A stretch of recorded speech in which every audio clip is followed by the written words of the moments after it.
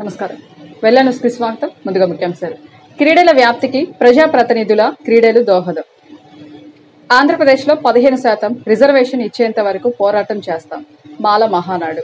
కూటమి ప్రభుత్వం ప్రతిష్టాత్మకంగా నిర్వహిస్తున్న ఎమ్మెల్యేలు, ఎమ్మెల్సీల క్రీడా పోటీలతో రాష్ట్రం మొత్తం విద్యార్థులు, యువతకు ఎంతో మేలు జరిగే అవకాశం ఉందని ప్రభుత్వ చీఫ్ విప్ జీవీ ఆంజనేయులు అన్నారు. విజయవాడ ఇందిరాగాంధీ స్టేడియం వేదికగా ప్రారంభమైన ఎమ్మెల్యే, ఎమ్మెల్సీల ఆటల పోటీల్లో ప్రభుత్వ చీఫ్ విప్ జీవీ ఆంజనేయులు పాల్గొన్నారు. సభాపతి అయ్యన్న పాత్రుడు, ఉపసభాపతి రఘురామకృష్ణరాజు, మహిళా మంత్రులతో కలిసి చీఫ్ విప్ జీవీ ఆంజనేయులు జ్యోతి ప్రజ్వలన చేశారు. అనంతరం జరిగిన టగ్ ఆఫ్ వార్లో ప్రభుత్వ చీఫ్ విప్ జీవీ ఆంజనేయులు పాఠశాల, కళాశాలల్లో క్రీడా వ్యాప్తికి ప్రజాప్రతినిధులు క్రీడల దోహదం చేసే అవకాశం ఉందన్నారు. ప్రతి సంవత్సరం ఇటువంటి కార్యక్రమాలు ఏర్పాటు చేస్తే బాగుంటుందన్నారు.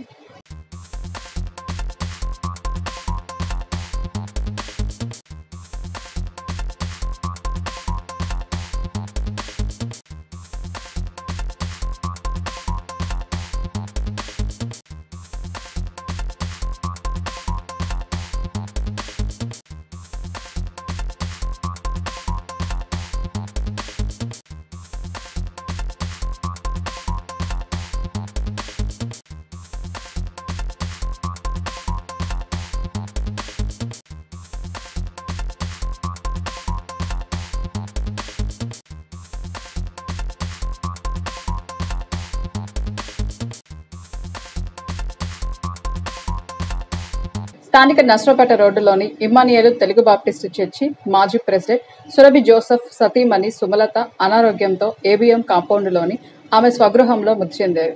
సుమలత ప్రస్తుతం కొచ్చెర్ల గవర్నమెంట్ హాస్పిటల్ పిహెచ్సి నందు ఏఎన్ఎంగా విధులు నిర్వహిస్తున్నారు. వినుకొండపట్నంలోని ఇమ్మానియేలు తెలుగు బాప్టిస్టు చర్చి స్త్రీల సమాజం ప్రెసిడెంట్గా పదవీ బాధ్యతలు నిర్వహిస్తున్నారు. ఈ రోజు ఉదయం 6 గంటలకు మృతి చెందడం ఎంతో బాధాకరంగా ఉందని చర్చి పెద్దలు, రాజకీయ ప్రముఖులు తెలియజేశారు. స్థానిక చర్చి పాస్టర్ స్పర్జన్ సుమలత భౌతికాయాన్ని సందర్శించి ప్రత్యేక ప్రార్థనలు నిర్వహించి కుటుంబానికి ఆదరణ కలిగించారు. డాక్టర్ సిరివెన్నెల, తోటి సిబ్బంది ఘనంగా నివాళులర్పించారు.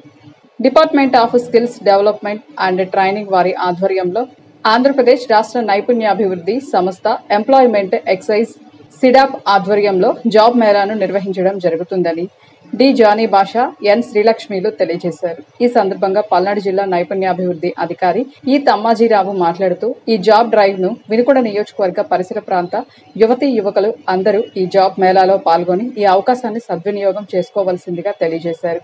ఈ జాబ్ మేళాకు సుమారు 4 కంపెనీలు పాల్గొంటున్నాయని, ఉదాహరణకు happy mobiles private limited, Foxconn, KL technical solution, Airtel payments bank వంటి పలు రకాల కంపెనీలు హాజరవుతున్నాయని తెలియజేశారు.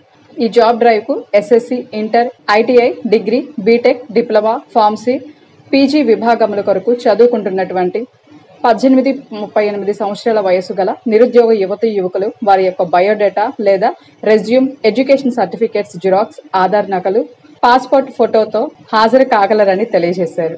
అంతరించిపోతున్న కళలను వెలికితీస్తూ దుర్భరమైనటువంటి జీవితాలని గడుపుతున్నటువంటి కళాకారుల ఆర్థిక పరిస్థితిని మెరుగుపరచడం కోసం గుమ్మడి కళాపీఠం నిరంతరం శ్రమిస్తూ ఉందని వ్యవస్థాపక అధ్యక్షులు గుమ్మడి వెంకటేశ్వరరావు అన్నారు.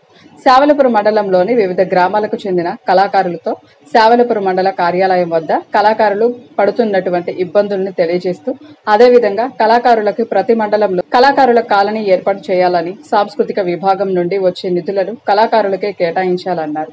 ప్రభుత్వం కింద ఉన్నటువంటి దేవాలయాల్లో కళాకారులకు, వాయిద్య కళాకారులకు అవకాశం ఇవ్వాలని వివిధ డిమాండ్లతో కూడిన వినతి పత్రాన్ని సీనియర్ సూపరింటెండెంట్ గా ఉన్నటువంటి చంద్రబాబుకి ఇవ్వడం జరిగిందన్నారు. ఏబిసిడి వర్గీకరణపై గత 20 సంవత్సరాల నుండి మాల మాదిగల మధ్య జరుగుతున్న కేటగిరీ రిజర్వేషన్ పై నిన్న అసెంబ్లీలో కూటమి ప్రభుత్వం రాష్ట్ర ముఖ్యమంత్రి నారా చంద్రబాబు నాయుడు వర్గీకరణ అంశంపై మాట్లాడడం జరిగిందని మాల మహానాడు రాష్ట్ర వర్కింగ్ ప్రెసిడెంట్ కొమ్మతోటి పౌలు తెలియజేశారు. స్థానిక రాష్ట్ర మాల మహానాడు సంఘ కార్యాలయంలో ఆయన మాట్లాడుతూ, ముఖ్యమంత్రి చంద్రబాబు నాయుడు ఈ వర్గీకరణ అంశంపై పెద్దన్న పాత్ర పోషించాలని, ఈ ఆంధ్రప్రదేశ్లోనే అత్యధిక మెజార్టీ కలిగిన మాలలు 1 కోటి మంది ఉన్నారన్నారు.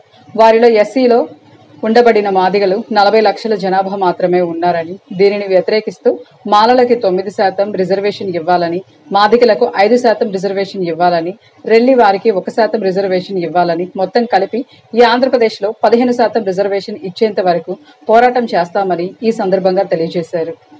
ఇంతటితో వెన్నెల న్యూస్ సమాప్తం. తిరిగి రేపటి వెన్నెల న్యూస్లో కలుసుకుందాం. నమస్కారం.